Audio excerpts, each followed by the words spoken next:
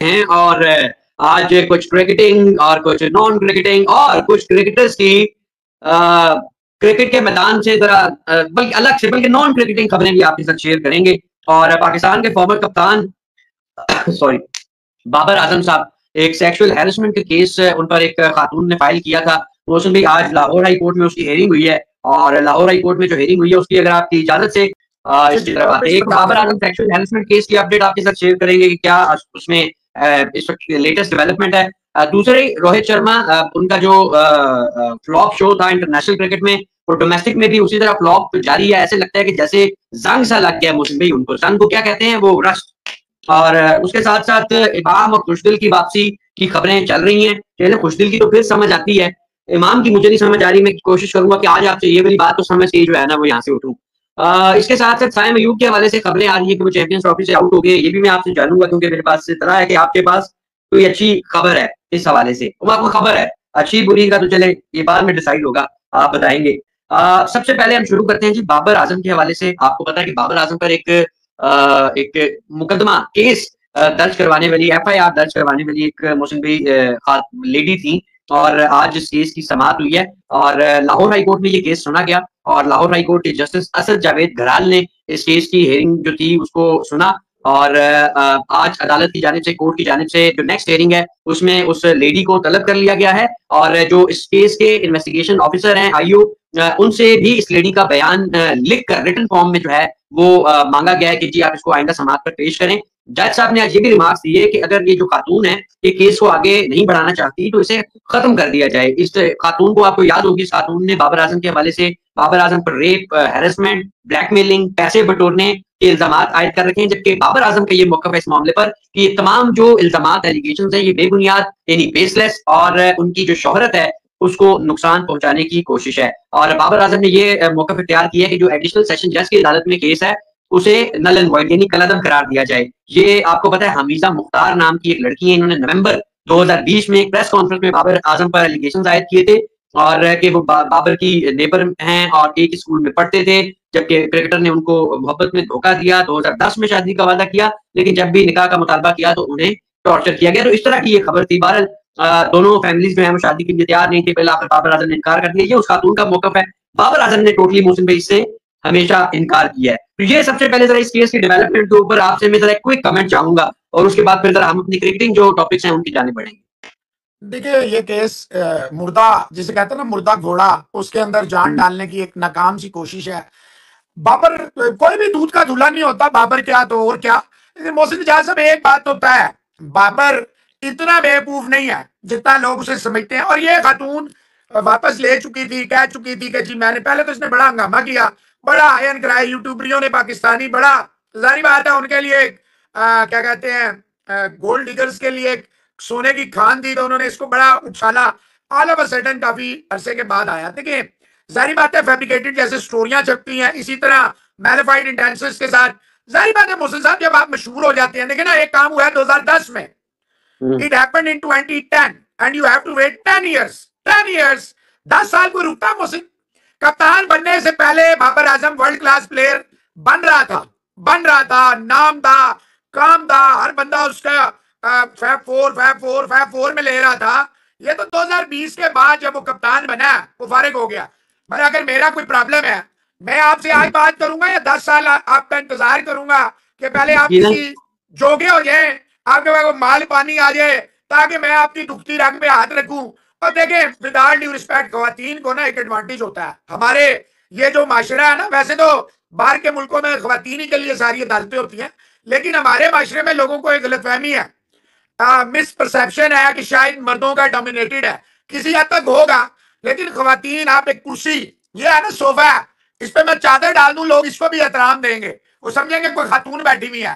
तो कहने का मकसद है, खवातीन को हमारे माशरों में बड़ा रिगार्ड किया जाता है, रिस्पेक्ट। और सारी बातें, कुछ जाहिल भी होते हैं, उनकी मैं बात नहीं कर रहा, मैं जनरल आपसे बात कर रहा हूँ कि हमारे मतलब माशरे में खवातीन की बड़ी रिस्पेक्ट है।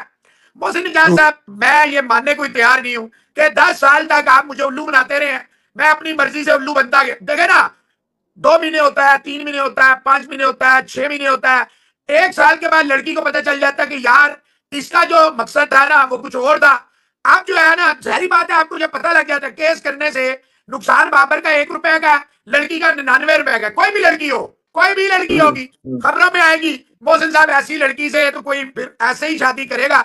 आम आदमी तो कभी, मतलब इज्जतदार लोग इन चीजों को छुपाते हैं, वो इसको हाईलाइट नहीं करते, मीडिया में नहीं जाते। और 2020 तक सोशल मीडिया पाकिस्तान में उस तरह एक्टिव नहीं था, ये एक्टिव हुआ है बाद में। मेरा साथी ख्याल है कि बाबर आजम इस केस में बड़े स्ट्रॉन्ग फुटिंग में था है। That's why he is keeping मम। उसने कहा डिसमिस किया जाए ये केस जो है ना। अगर बाबर ने आगे से इस पे डेफेमेशन का केस ठोक दिया, जो कि देखिए हमने भी ठोका था, आपको याद होगा, फिर हम भी डेफेमेशन ठोक देते होते हैं, अगर आप हमारी जो है उसको नुकसान पहुंचाएंगे हम भी कुछ करेंगे। मेरा ख्याल है ये केस में कोई जान नहीं है। जज साहब ने, जाहिर बात है आप कोर्ट के मामला मुझसे बहुत बेहतर और बहुत सौ से बहुत बेहतर समझते हैं, आप खुद सदर रहे हैं कोर्ट रिपोर्टर्स, और वो भी पाकिस्तान के सबसे बड़ी कानूनी जो वो है सुप्रीम कोर्ट वहां के। आपको मैं अपने तजर्बे से, जो मैंने जो भी तजर्बा, ये कह सकता हूं कि बाबर इस केस में जो है ना बहुत स्ट्रांग है। बाबर अगर जरा सा भी ढीला होता ना तो एक 4 साल का गैप ना पड़ता। जब गरम गरम मामला थे ये उसी वक्त हो जाते हैं 20 में ही, 10 से 20 तक आपको 10 साल लग गए। अब ये एक बिल्कुल फारग सा केस है। और इस खातून ने, जो मुझे याद है, आपको भी याद होगा, इसने आके कहा था नहीं मैं बहक गई थी, ये हुआ। मोहसिन भाई, रोहित शर्मा डोमेस्टिक में गए, जंग लगा हुआ लग रहा है उनको भी, मुकम्मल तौर पे जंग आलूद हो चुका है उनका बल्ला या उनके इरादे। देखिए सिर्फ रोहित नहीं फ्लॉप हुए, मुंबई में ही जसवाल भी फ्लॉप हुए। मुंबई की बात कर रहा हूं मैं, मुंबई में ही जसवाल भी गए, मुंबई में रहने भी गया, अय्यर भी गया, दुबे भी अंडे पे आउट हो गया, तो सारे ही फेल हो गए।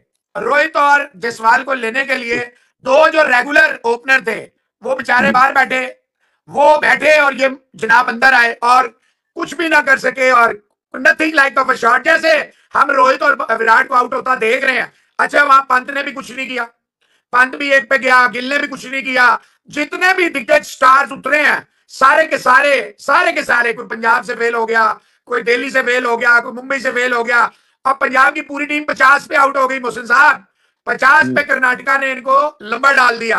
देखिए मैंने तो आपको बार बार कहा था कि डोमेस्टिक में 10-15 साल के बाद ये खबर नहीं बनेगी कि रोहित ने 100 मार दिया। लोग कहेंगे बच्चों के साथ खेला, डोमेस्टिक में क्या 100 कर दिया या 8 आउट कर दिए। लोग, ये खबर है रोहित शर्मा 4 पे आउट हो गया, ये खबर है अय्यर 12 पे आउट हो गया, राणे 11 पे आउट हो गया, दुबे अंडे पे आउट हो गया, पंत 1 पे आउट हो गया, गिल 3 पे आउट, ये खबर है। देखिए रोहित शर्मा, मैं आपको बार बार कहता हूं इसका आपकी क्रेडिबिलिटी को बड़ा शदीद नुकसान होगा। मतलब आप और बुरी तरह सामने, चाहे ऑल द प्रेसिडेंट्स मैन आपके साथ हो, अंपायर ऑब्वियसली बहुत घबराएगा, डरेगा, सहमेगा आपको एलबीडब्ल्यू देते हुए। इवन क्लोज कैच मैच भी जो है ना अंपायर नहीं दे पाएगा, ये मैं आपको बता रहा हूं। तो गाइस ऐसे आपसे लोग, उम्मीद आपसे लोग अच्छे होंगे।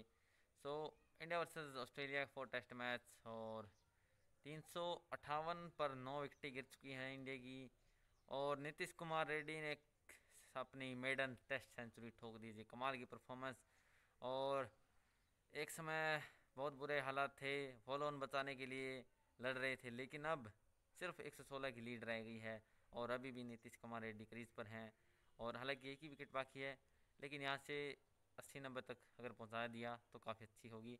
पाकिस्तानी की मीडिया इस पर क्या रिएक्शन है, चलिए देखते हैं। में कि वाई पाकिस्तान प्लेज इतनी ज्यादा आउटडेटेड क्रिकेट, दुनिया की या जो मौजूदा एरा की जो मॉडर्न डे क्रिकेट है वो कहां पर चली गई है, और हम इतनी आउटडेटेड क्रिकेट क्यों खेल रहे हैं। दुनिया यंगस्टर्स पे डिपेंड कर रही है, यंगस्टर्स को ला रही है, बड़े बड़े स्टार्स को T20 फॉर्मेट में नहीं खिलाया जाता, बल्कि यंगस्टर्स एनर्जेटिक जो मारने वाले मॉडर्न डे क्रिकेट खेलने वाले उन्हें खिलाया जाता है। जबकि हम मुड़ के वापस बाबर आजम, मोहम्मद रिजवान की तरफ ही देखते हैं। ऐसा क्यों आते हैं, की तरफ देखते हैं, इफ्तिखार और खुशदिल की तरफ देखते हैं, और क्या वजह है कि ये हो रहा है, और क्या जो $1 मिलियन क्वेश्चन है कि इस आउटडेटेड क्रिकेट को हमारे मौजूदा हेड कोच आकिब जावेद समझते हैं, क्योंकि वो बर्मला ओपनली इसका इजहार अपने टीवी इंटरव्यूज में कर चुके हैं कि हम बाबर आजम को आउट नहीं करते थे, बाबर आजम को आउट नहीं करते क्योंकि वो खेलता रहेगा तो दूसरी टीम का फायदा होगा, बॉलिंग टीम का। तो मोहसिन भाई, आकिब जावेद क्या मसलहतन खामोश हैं अब तक, क्या वजह है? दूसरा सवाल मैं आपसे ये भी करूंगा कि क्या वजह है कि ये लोग बाहर बैठने के लिए तैयार नहीं होते? कोई बांग्लादेश जिम्बाब्वे की भी सीरीज हो तो सबसे आगे रिजवान और बाबर ही क्यों नजर आते हैं?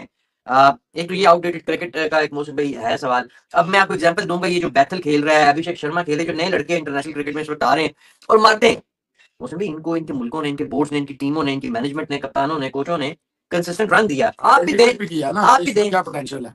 किस बिल्कुल ऐसे फॉर्मेट का पोटेंशियल है, मोहसिन भाई ये बड़ा इंपॉर्टेंट होता है ना, आपने फॉर्मेट टू फॉर्मेट वेरी करना है, आप कौन कहाँ है। बिल्कुल ऐसी है। गाइस जैसे कि आपने देखा पाकिस्तानी की direction 358 with the loss of 9 wickets, और कमाल की पार्टनरशिप जो 127 126 27 की जो हुई है नीतीश कुमार रेड्डी और वॉशिंगटन सुंदर की जो पार्टनरशिप थी, 200 प्लस पार्टनरशिप हुई, एक विराट कोहली और जो जायसवाल की हुई थी, और अब ये दूसरी वॉशिंगटन सुंदर और Nitish Kumar Reddy, what a talent. और हालांकि बॉलिंग में इतनी धार नहीं है, लेकिन बैटिंग में कमाल की धार है, हर इनिंग में अपने आप को जो है साबित किया है नीतीश कुमार रेड्डी ने।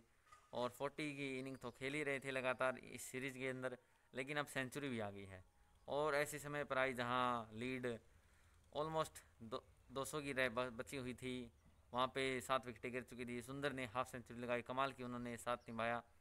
और एक समय लगा था शायद सेंचुरी ना हो पाए, जहाँ बुमराह भी आउट हो गए थे, पैट कमिंस ने उनकी विकेट ली, लेकिन सिराज ने गेंदें थाम ली, और फिर नीतीश कुमार रेड्डी की सेंचुरी हुई, कमाल की सेंचुरी।